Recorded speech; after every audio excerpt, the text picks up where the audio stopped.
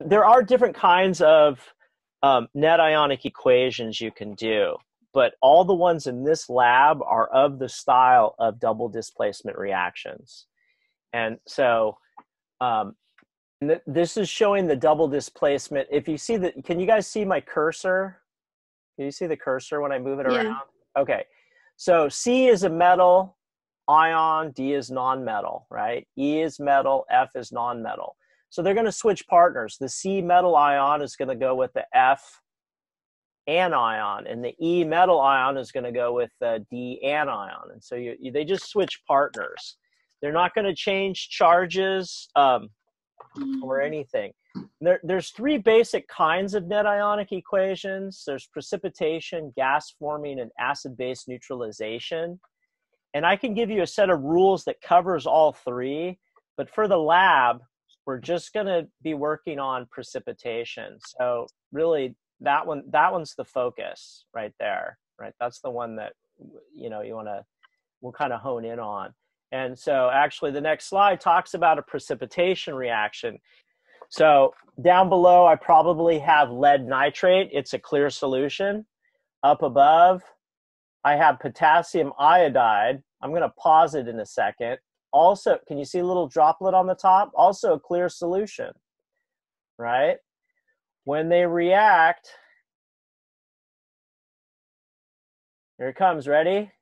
On your mark, get set, and pow. Okay, there's my precipitate.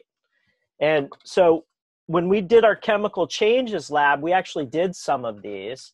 And we know that when we see a color change, formation of a solid, formation of a gas, those are signs that we've had a chemical reaction. So you can see the precipitate in the video. We've had a chemical reaction happen. And now we're going to, you know, describe it in terms of equations, okay? And I'm going to get into the nitty-gritty in a second, but let's go back to the PowerPoint first. General, we'll go to the general and then to the specific. So this slide's showing another precipitation. So here we have barium chloride and sodium sulfate. Again, two clear solutions, but when they mix, just like the lead iodide, I get this cloud forming. Can you see the cursor down there? And that's the barium sulfate. So what's happening is the barium ion in the barium chloride is joining with the sulfate ion from the sodium sulfate. And the sodium and the chloride are getting kicked out and they're joining as salt. And so a really key skill is to be able to do this particular type of thing. So this is showing it as molecular pictures. So whenever I have something aqueous, let me annotate this slide with text. If I have barium chloride aqueous,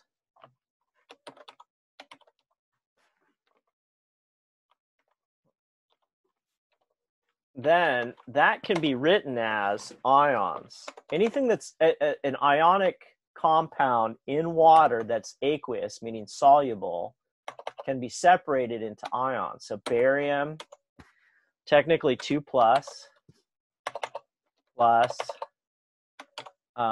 chloride.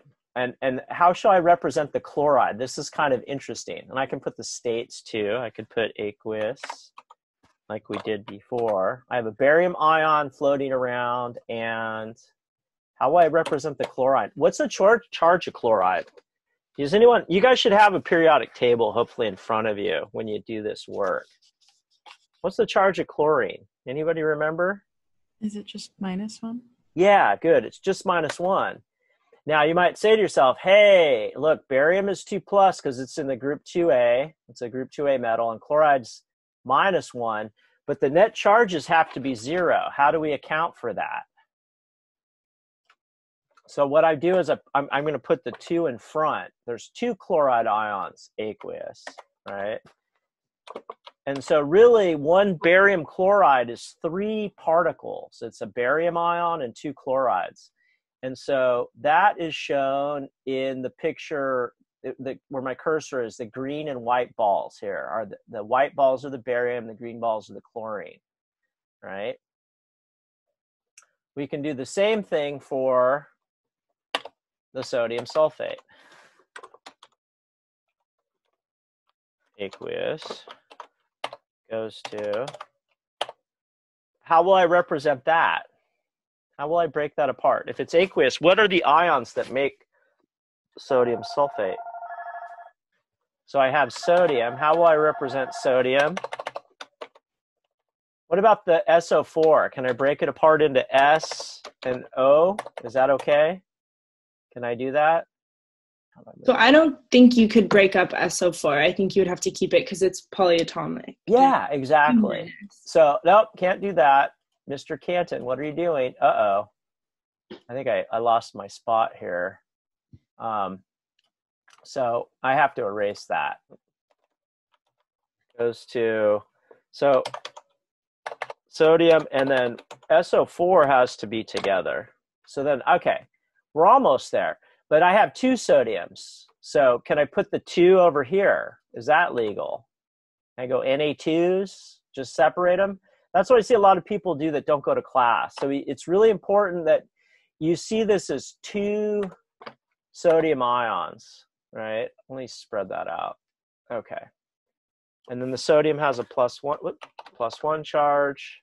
Sorry, I can't do superscript and subscript here. Aqueous. And the sulfate, what's the charge of the sulfate? This gets kind of sloppy, but it's a 2- and then aqueous, right? Normally the plus and the 2- would be superscript, but at any rate, the main point is I can write them as separate ions.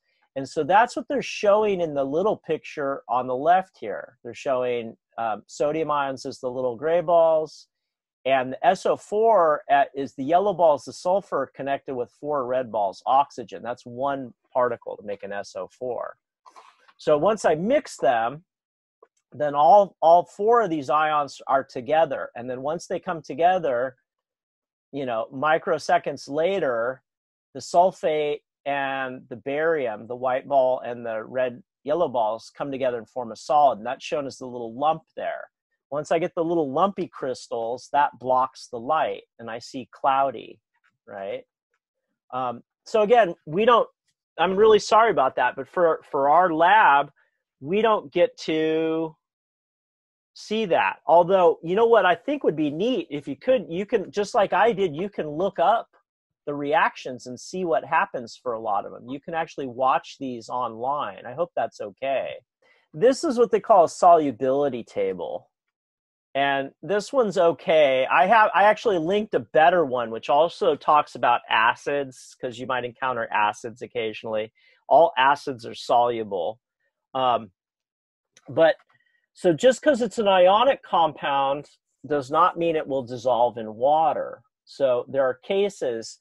And so actually, if you look, the first 2 lines, so there's the gray bar and then light gray, dark gray, light gray, dark gray, and then a really big light gray. So the first 2 bars, let me put text. These first 2 are what I call always soluble. And so same with the nitrate and the acetate. Always. Because there's no exceptions. No matter what they are, always soluble, then I can write them as aqueous or as a state, AQ, right? Oh, let me make that box bigger so that won't overlap. There we go. So it doesn't matter what they are, right? So I could have, let's say, Na2CO3. And what would you say? Is it soluble or not soluble? According to this table. Anyone want to try? Soluble because Na as well as CO3 are soluble? Well, actually, CO3 is down here and is usually not soluble. Okay. But I hate to use a bad word. The always soluble rules will trump the other rules, right? So this always case will take precedent over a usually or a usually not. So soluble, right? Because of sodium. All I have to do is see a compound that has sodium, potassium, or ammonium. Or conversely, anything with nitrate. I could have, let's go down here, I could have iron, Fe, NO3, 3, iron 3 nitrate. Is that soluble?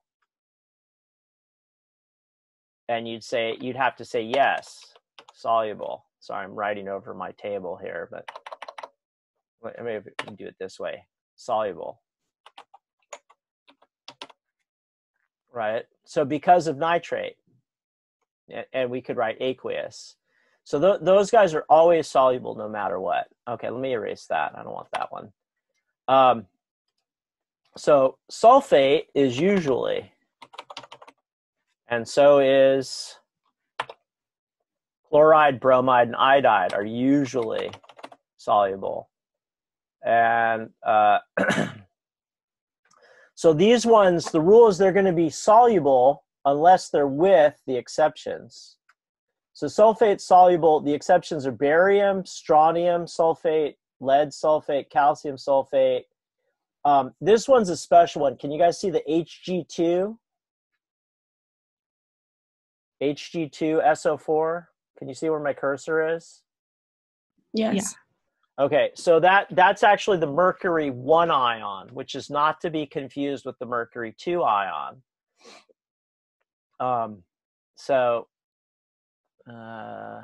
Yeah. So it'd be nicer for me to write this with superscript and subscript, but a mercury, let's see. So let me put it up here with text. So mercury 2 plus is equal to a mercury plus 1 plus another mercury plus 1. It's actually a polyatomic ion. It's kind of a weird duck. Is that okay? And I didn't talk about it probably a lot. Maybe I mentioned it briefly when we did naming. But mercury 2 plus, it's Hg2 2 plus, and yeah. I wish they'd show the ion, and so they're just showing. This table's not as good at showing the compounds rather than the ions. But at any rate, any other sulfate soluble except for those, right? So if I have sodium sulfate, like we saw in that previous example, it would be soluble, or iron sulfate, or aluminum sulfate, but barium sulfate not, right? Chloride, bromide, and iodide have very similar rule. It's a little less, there's only a couple things, is silver, the mercury 1 ion, the Hg2 2 plus, and the lead 2 ion. Those are not soluble, but all other iodides, bromides, and chlorides are soluble. So iron 3 chloride, aluminum chloride, any calcium chloride, whatever, calcium bromide, those would all be soluble. I don't know. Silver is not as important. Because usually after the cations at the top, I usually just show anions. So you could probably for silver, you could probably ignore this. I don't have it on my worksheet. You don't need silver because silver's covered over here in the chloride, iodide, and the sulfate rule.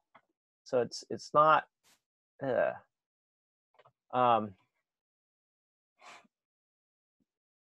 Okay. So down below down here, these groups are usually insoluble. So for hydroxide, S2 minus sulfide, CrO4 2 minus chromate, carbonate, phosphate, sulfite, or is that, so I think that's silicate, excuse me. The assumption is any of these are going to be insoluble unless they're with their exception. So if we look at, actually the least soluble are these guys down here. Carbonate, let's go down to the very bottom, right? Carbonate, phosphate, sulfate, silicate are going to be insoluble. The exceptions are sodium, potassium, ammonium. So those are the So again, the ones on the top, which I called always, I guess always soluble, are going to trump these ones which are usually insoluble, right?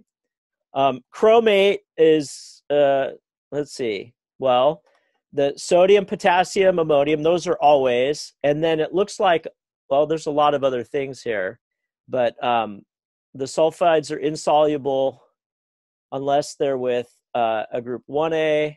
And the alkaline earth essentially are what I call the 2A, right? Oxides and hydroxides are insoluble except alkali hydroxides, and then barium, strontium, and calcium, which are some of the 2As. There's kind of a set of steps for this. This actually might be a good place to go to whiteboard. But at any rate, there's kind of a way that predict the products of the reaction, including their physical states. Then we balance. And so when we get this is what we call the balanced equation.